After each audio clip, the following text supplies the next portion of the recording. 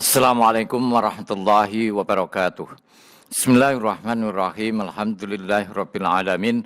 Wassalatu wassalamu ala asyrafil anbiya wal mursalin sayyidina Maulana Muhammad wa ala alihi wa sahbihi ajmain, amma ba'du.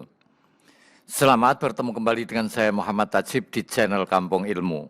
Channelnya orang-orang yang tetap istiqomah mencari ilmu. Pada kesempatan ini saya akan melanjutkan ngaji kitab Tarbiyatul Aulad fil Islam yang ke-21.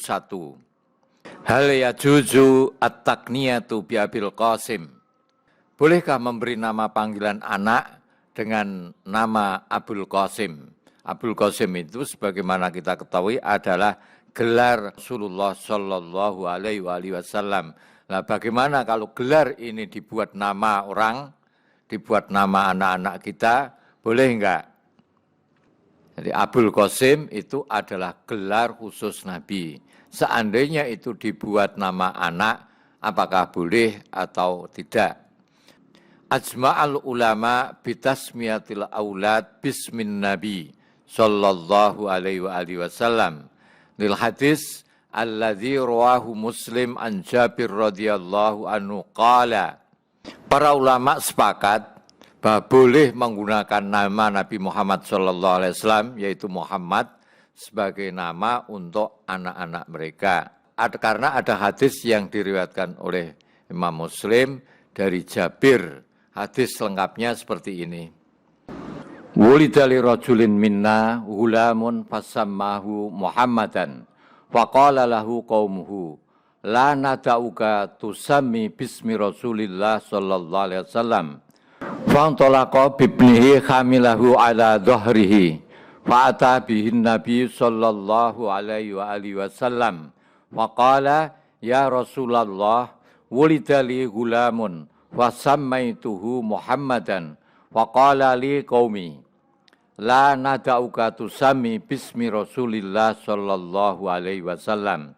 Wa qala Rasulullah sallallahu alaihi wasallam tasammau bismi wala taktanu bikunyati fa innama ana qasimun aqsimu bainakum. Telah lahir anak seorang, lalu ia menamakannya Muhammad. Kemudian kaumnya berkata kepadanya, kami tidak akan membiarkanmu memberi nama anakmu dengan nama Rasulullah sallallahu alaihi wasallam. Lalu ia pergi menemui Rasulullah sallallahu alaihi wasallam sambil menggendong anaknya. Ia berkata, wahai Rasulullah, anakku telah lahir. Lalu aku namakan Muhammad. Kemudian kaumku berkata, kami tidak akan membiarkanmu memberi nama anakmu dengan nama Rasulullah sallallahu alaihi wasallam. Maka lalu Rasulullah sallallahu alaihi wasallam menjawab, namakan anak kalian dengan namaku. Namun jangan gelari anakmu dengan gelarku.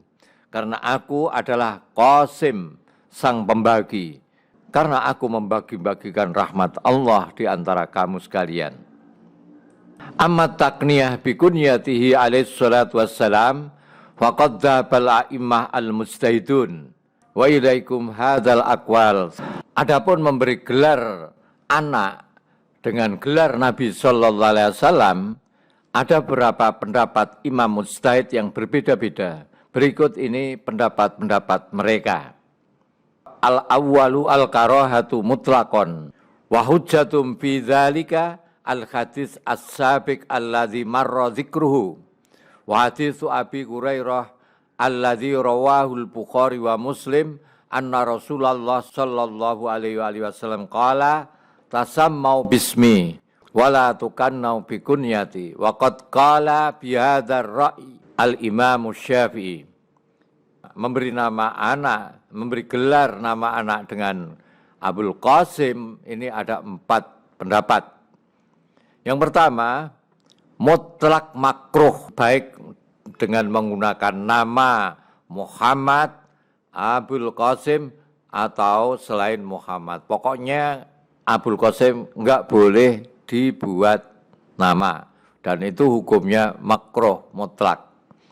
Argumentasinya adalah hadis yang disebutkan tadi, dan hadis dari Abu Hurairah yang diriwayatkan oleh Bukhari dan Muslim, bahwa Rasulullah sallallahu alaihi wasallam bersabda, namakanlah anakmu dengan namaku, namun jangan gunakan gelarku. Pendapat yang menyatakan mutlak makruh ini adalah pendapat Imam Syafi'i.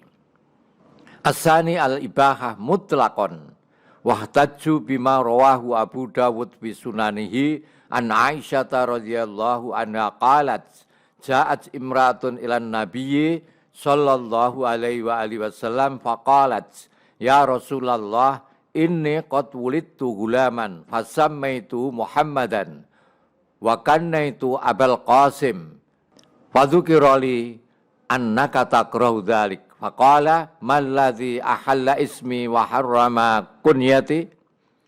Pendapat yang kedua, mutlak mubah baik dengan menggunakan nama Muhammad, Abul Qasim atau selainnya, itu hukumnya adalah mubah mutlak. Mereka beralasan dengan hadis riwayat Abu Dawud dalam sunannya dari Aisyah radhiyallahu anha. Ia berkata, telah datang seorang wanita kepada Nabi sallallahu alaihi wasallam. Ia berkata, wahai Rasulullah, aku melahirkan seorang bayi, lalu aku beri nama Muhammad dan aku gelari dengan Abul Qasim. Lalu dikatakan kepadaku bahwa engkau membenci hal itu. Kemudian beliau bersabda, apa yang telah menghalalkan namaku dan apa yang telah mengharamkan gelarku? Ini maksudnya, masa membolehkan membuat nama anak dengan namanya, tapi tidak membolehkan membuat gelar dengan gelarnya, masa seperti itu? Ya, artinya ini menunjukkan boleh menggunakan nama Abul Qasim baik dengan nama Muhammad ataupun tidak. Wa qala Ibnu Abi Syaibah kana Muhammad ibnul Ash'as ibni ukhti Aisyah wa kana yukna Abul Qasim. Ibnu Abi Syaibah mengatakan Muhammad bin As'as, ini keponakan Aisyah radhiyallahu an, punya nama panggilan Abul Qasim. Jadi pada zaman sahabat pun nama Abul Qasim atau gelar Abul Qasim pun telah dipakai.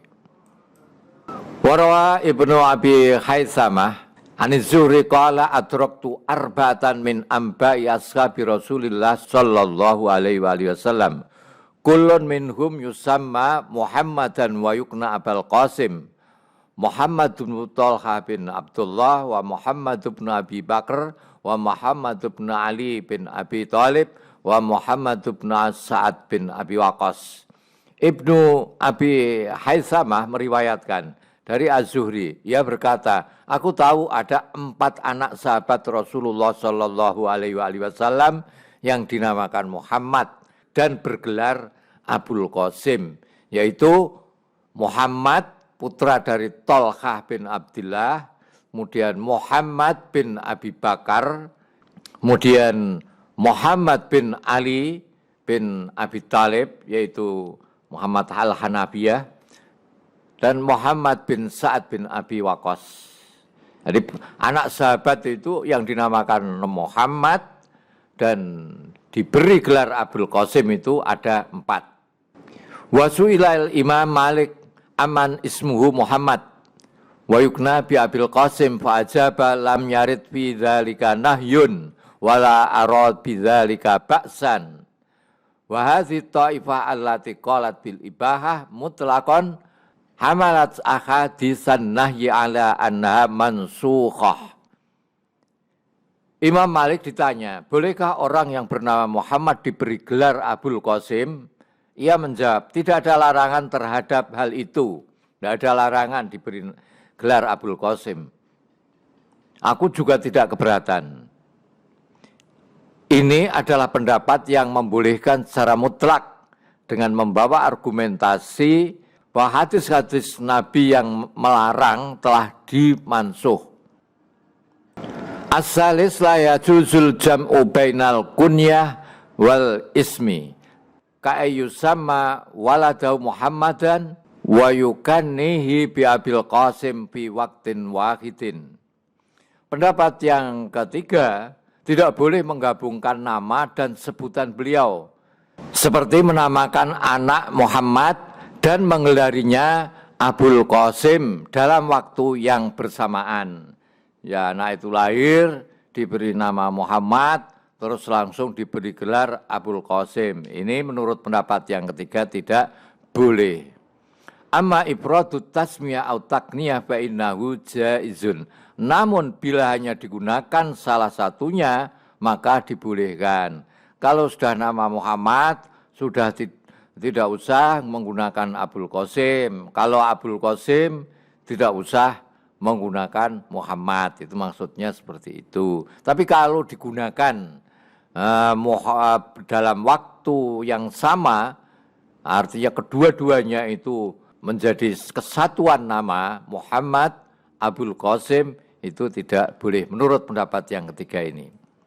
Apa alasannya? Wa hujjatu hadhi ta'ifah lima rawahu Abu Dawud fi sunani an Jabir radhiyallahu anna nabiyya sallallahu alaihi wasallam qala man tasamma bismi fala yatakanna bi kunyati wa man takanna bi kunyati fala yatasamma bismi.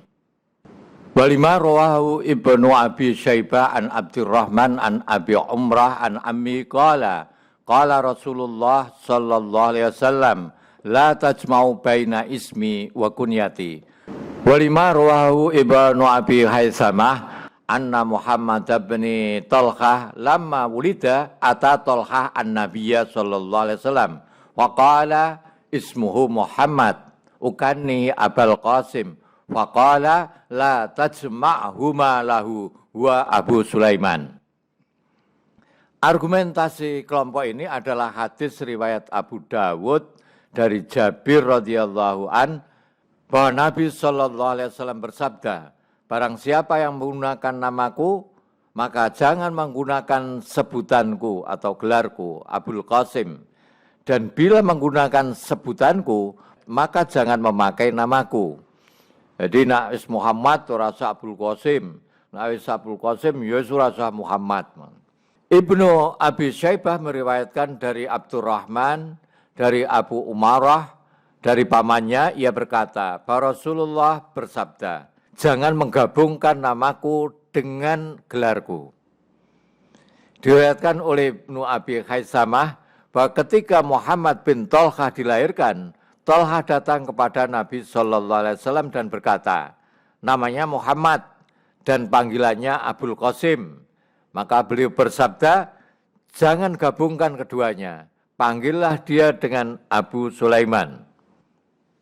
Ar-rabi' an-nahyu anit takniyah mahsusun bihayatihi, amma ba'da wafati alaihi salatu wassalam fala ba'sa biha.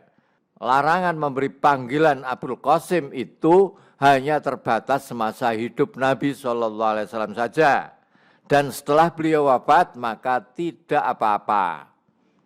Wahtajat hadhihi ta'ifah bima rawahu Abu Dawud fi sunani an Mundhir an Muhammad ibn al-Hanafiyah qala Ali radhiyallahu an in wulida li ba'daka walad usammi bismika wa ukannihi bi kunyatik. Qala alaihi salatu wassalam na'am. Kelompok ini yang keempat ini argumentasinya adalah hadis riwayat Abu Daud dari Mundhir dari Muhammad bin Hanafiyah. Muhammad bin Hanafiyah ini adalah putra Ali dari ibu selain Fatimah. Ia berkata bahwa Ali bin Abi Thalib, ayahnya ini berarti, telah bertanya kepada Nabi SAW, apabila anakku lahir setelah engkau wafat, bolehkah aku namakan dengan namamu dan aku panggil dengan panggilanmu? Rasulullah SAW menjawab, na'am, boleh. Wa qala Humaid bin Zanjawiyah fi kitabil adab, sa'altu Ibnu Abi Uwais makana Malik yaqulu fi rajulin yajma'u baina kunyatin nabi wasmihi. Fa asyara ila syaikhin jalisin ma'ana. Wa qala huna Muhammad bin Malik. Samahu abuhu Muhammadan wa kannahu Abul Qasim. Wa kana yaqulu ay al-Imam Malik innama nuhiya dzalika fi hayatin Nabi sallallahu alaihi wasallam. karahatan ayyudda ahadun bismihi wa kunyatihi fayaltafitun nabi sallallahu alaihi wasallam fa amal yaum ay ba'da wafati fala ba'sa bidzalika.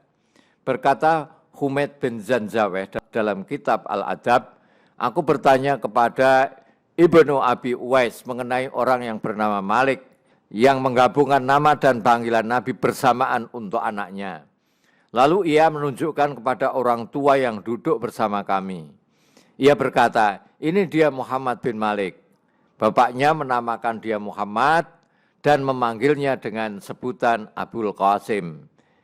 Imam Malik berpendapat bahwa larangan itu berlaku semasa Rasulullah Shallallahu Alaihi Wasallam masih hidup.